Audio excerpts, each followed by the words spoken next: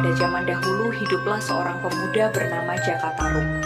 Jaka Tarub adalah seorang pemuda tampan yang tinggal di sebuah desa terpencil di Jawa.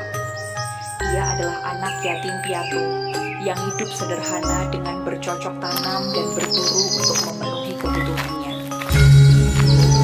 Setelah terbangun dari mimpinya, Joko Tarub merasa lapar dan ingin memakan daging rusa.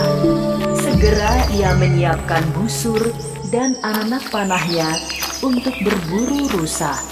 Joko Tarub masuk ke dalam hutan yang lebat dan mencari rusa. Dia masuk semakin jauh ke dalam hutan. Hari menjelang siang, dia kelelahan dan beristirahat di bawah sebuah pohon.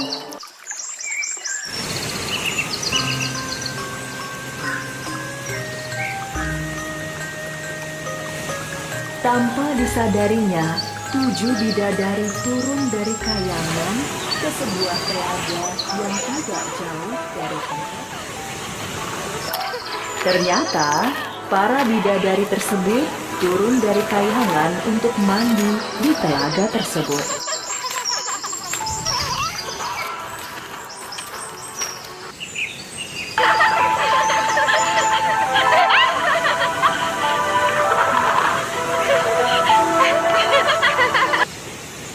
Tiba-tiba, ada angin kencang yang datang.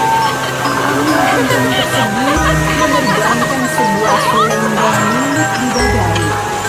Para bidadari yang sedang asyik mandi tidak menyadarinya.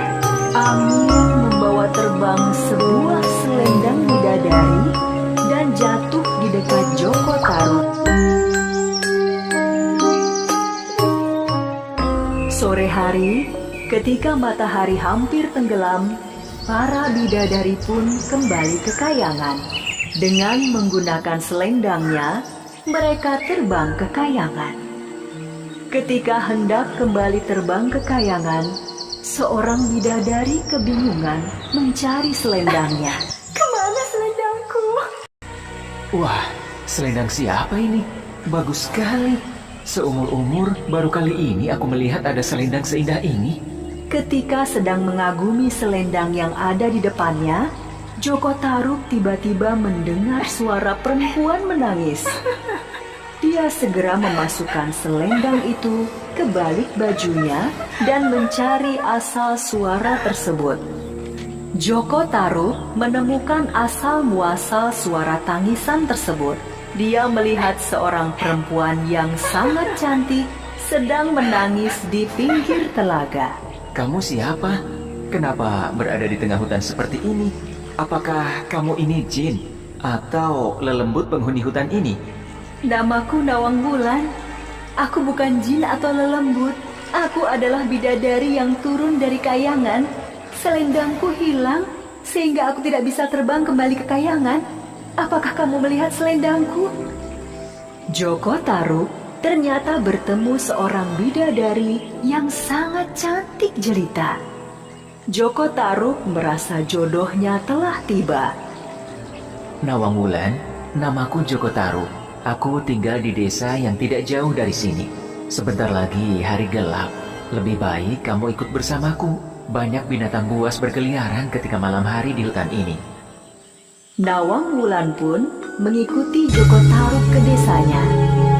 Tidak lama kemudian, Joko Tarub dan Nawang Wulan menikah. Beberapa waktu kemudian, Joko Tarub dan Nawang Wulan dikaruniai seorang anak perempuan. Anak perempuan tersebut diberi nama Nawangsih. Selama hidup dengan Nawang Wulan, Joko Tarub merasa heran karena lumbung padinya selalu penuh. Padahal, setiap hari Nawang Wulan menanak sebakul nasi dari beras dari lumbung padi tersebut. Kang Mas Joko Tarub, aku sedang menanak nasi, tapi aku ada keperluan di sungai. Tolong jaga apinya, jangan sampai kekecilan atau kebesaran. Dan ingat, jangan membuka tutup kukusnya. Joko Tarub yang selama ini heran dengan lumbung padinya selalu penuh, mengabaikan pesan istrinya agar tidak membuka tutup kukusnya.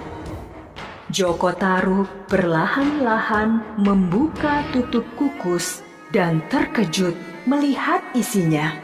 Jadi selama ini istriku hanya memasak sebutir beras. Pantas saja beras di lumbung padiku tidak berkurang.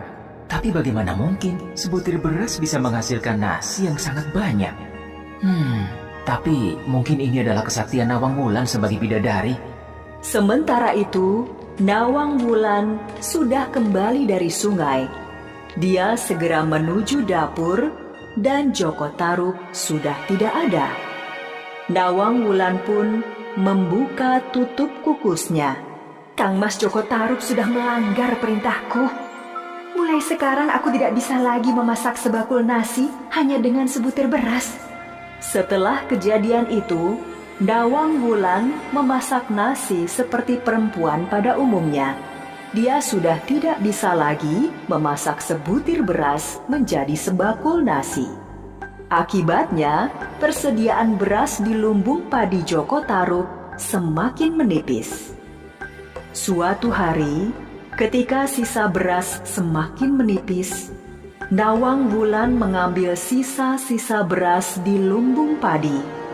Tiba-tiba, Nawang Wulan menemukan selendangnya. Nawang Wulan yang akhirnya mengetahui bahwa selendangnya disembunyikan Joko Tarub menjadi sangat marah. Dia segera menemui Joko Tarub. Kang Mas Joko Tarub, jadi selama ini kamu yang menyembunyikan selendangku? Cukup sampai di sini hubungan kita. Aku tidak bisa hidup bersama laki-laki yang telah menipuku. Adinda Nawang Wulan, maafkan aku. Aku mengaku bersalah. Tapi tolong jangan tinggalkan aku. Kasihanilah Nawangsi. Dia masih bayi. Tidak ada maaf lagi untukmu. Buatkan danau di belakang rumah dan letakkan Nawangsi di situ setiap malam. Aku akan datang untuk menyusuinya. Dan jangan sekali-kali mengintip. Nawang Wulan dengan selendangnya segera terbang kembali ke kayangan. Seperti janjinya, setiap malam Nawang Wulan turun untuk menyusui Nawangsi.